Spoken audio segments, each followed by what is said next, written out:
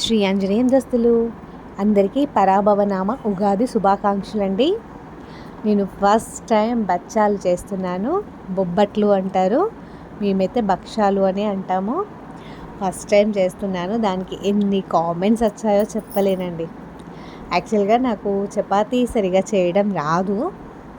అన్ని వంటలు పర్ఫెక్ట్గా చేసిన చపాతీ దగ్గరికి వచ్చేసరికి ఎందుకో నాకు పిండి కలిపే అప్పుడు చేయి నొప్పి వస్తూ ఉంటుంది. అందుకోసమని నేను అసలు చపాతీస్ చేయను. ఏదో భక్షాలు ఈసారి ట్రై చేద్దాము, అసలు పిల్లలు పెద్దవాళ్ళు అవుతున్నారు, నేను నేర్చుకుంటేనే కదా వాళ్ళకి నేర్పేది అని ట్రై చేశాను. మా పిల్లలు వాటిని చూసి మోమోస్ అంటున్నారండి. అవి చూడడానికి అలాగే ఉన్నాయనుకోండి, కాకపోతే ట్రై చేశాను. అప్పుడప్పుడు చేస్తేనే కదా వచ్చేవి. నాకున్న జాబ్, ఇన్ని రోజులు జాబ్, ఇప్పుడు షాప్ ఇలా అయిపోయేసరికి నాకు అసలు చేసే ఛాన్స్ రావట్లేదు. అప్పుడప్పుడైనా చేయడానికి ట్రై చేయాలి. చూడండి, మోమోస్ లానే ఉంది, స్టఫ్డ్ మోమోస్, కానీ టేస్ట్ మాత్రం చాలా బాగా వచ్చాయి. ఫస్ట్ టైం చేసినా కానీ అసలు టేస్ట్ మాత్రం అదిరిపోయింది. మనం అందులో స్టఫ్డ్ మెటీరియల్ తోటే మనకు టేస్ట్ అనమాట. కాకపోతే ప్యూర్ మొత్తం మైదా పిండితోనే చేశాను. అదొక్కటే కొంచెం నాకు బాధ అనిపించింది. గోధుమ పిండితో అంటే ఇంత సాఫ్ట్గా రావన్నమాట. ఇక ఎప్పుడో ఒకసారి కదా, మనం కూడా చూద్దాం. చూసేయండి, ఫెస్టివల్లో అసలు రెడీ అవ్వడం అనేది కుదరదు. ఫెస్టివల్ టైంలో ఏదో ఒక వర్క్స్ మంచిగా నేతితో కాల్చాను. చాలా టేస్టీగా ఉండే. అది దాన్ని రివర్స్లో వేసేటప్పుడు ఎక్కడ చిల్లుతుందో అని భయం వేసింది. అంత ఎక్కువగా వేసాను అనమాట నెయ్యి. ఎందుకంటే నెయ్యితో టేస్ట్ బాగుంటుంది. ఇప్పుడు నేను చేసేవి మనం టేస్ట్ చూడలేము కదా, అవి దేవుడికి పెట్టాలి కాబట్టి టేస్ట్ చూడలేదు. అందుకోసమని కనీసం నెయ్యితో అయినా టేస్ట్ బాగాలేకపోతే కవర్ అవుతుందని చెప్పేసి నేను నెయ్యి ఎక్కువ వాడానన్నమాట. కానీ టేస్ట్ బాగుంది. స్టఫ్డ్ పప్పుతోటే బాగుందన్నమాట. ఈ బొబ్బట్లు అనేవి మేము భక్షాలు అంటామన్నాం కదా, ఇవి మా దగ్గర చాలా ఫేమస్.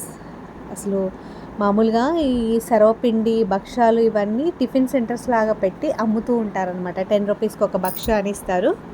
ఇక్కడ వీడియో ఎందుకో పుష్ అయిపోయింది. నేను అది ఎడిట్లో ట్రై చేశాను తీయడానికి, కానీ అవ్వలేదు.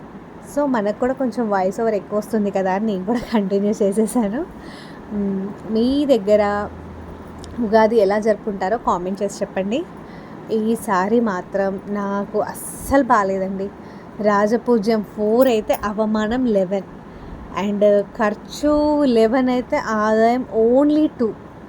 నిజంగా అసలు చాలా బాధాకరమైన విషయం. కాకపోతే ఈ రాజపూజ్యం అవమానంకి మాత్రం మనం ఏమన్నా ట్రై చేసే ఛాన్స్ ఉంటుంది. ఎందుకంటే మనం ఎవ్వరి జోలికి వెళ్ళలేదనుకోండి, అదే రాజపూజ్యం. మనం ఎవరైనా గెలుక్కున్నామనుకోండి, అదే అవమానం. సో ఈ రెవల్యూషన్ అయితే తీసుకున్నాను, ఎవరి జోలికి వెళ్ళకూడదని. ఎలా ఉన్నాయి చెప్పండి? చాలా బాగున్నాయి కదా, టేస్ట్ కూడా చాలా బాగున్నాయి. సో ఈసారి నేను ఎవరి జోలికి వెళ్ళకుండా నా రాజపూజ్యాన్ని కాపాడుకుంటాను. అండ్ ఏ అవమానాలు పడకుండా ఆ దేవుడు దీవించేలా చేసుకుంటాను. మా ఉగాది పచ్చడి కూడా చాలా బాగా వచ్చిందండి, చాలా టేస్టీగా వచ్చింది. ఇక మా అమ్మాయి పసుపు పెట్టమ్మా అంటే నాకు వాళ్ళ అక్కతో పాటు మా ప్లూటోకి కూడా పెట్టింది. అదేమో నాకుతుంది. దానికి కూడా సాంప్రదాయాలు తెలియాలి అని అంటుందన్నమాట. పసుపు పెట్టారు, కుంకుమ పెట్టారు, కంకణాలు కట్టారు. కంకణాలు తెంపేసుకుంటుందని చెప్పేసి దాని బెల్ట్ కట్టేశారనమాట. అది హ్యాపీ, మేము హ్యాపీ. మన ట్రెడిషనల్స్ని మనం కాపాడుకోవాలి కదా, అందుకోసమని. అది చూస్తూ ఉంది. అసలు నన్ను ఏం చేస్తున్నారు, నాకు ఏం పెడుతున్నారు ఏంటా అని తనకి ఏం అర్థం కావట్లేదు అని. అది పసుపు మాత్రం నాకుంటుంది బాగా. దానికి టేస్ట్ వచ్చిందో ఏమో.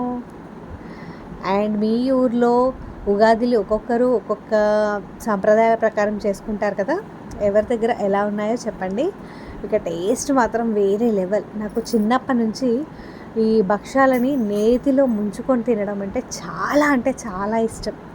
ఎంత బాగా కుదిరిందో టేస్ట్ అయితే. నాకు నేను అప్రిషియేషన్ ఇచ్చుకుంటున్నాను, ఎందుకంటే టేస్ట్ బాగుంది కాబట్టి. మీకు కూడా వీడియో నచ్చినట్లయితే సబ్స్క్రైబ్ చేసుకోండి, వాళ్ళు ఉంటే సబ్స్క్రైబ్ చేసుకోండి, లైక్ చేయండి, షేర్ చేయండి. అందరికీ వన్స్ అగైన్ హ్యాపీ ఉగాది.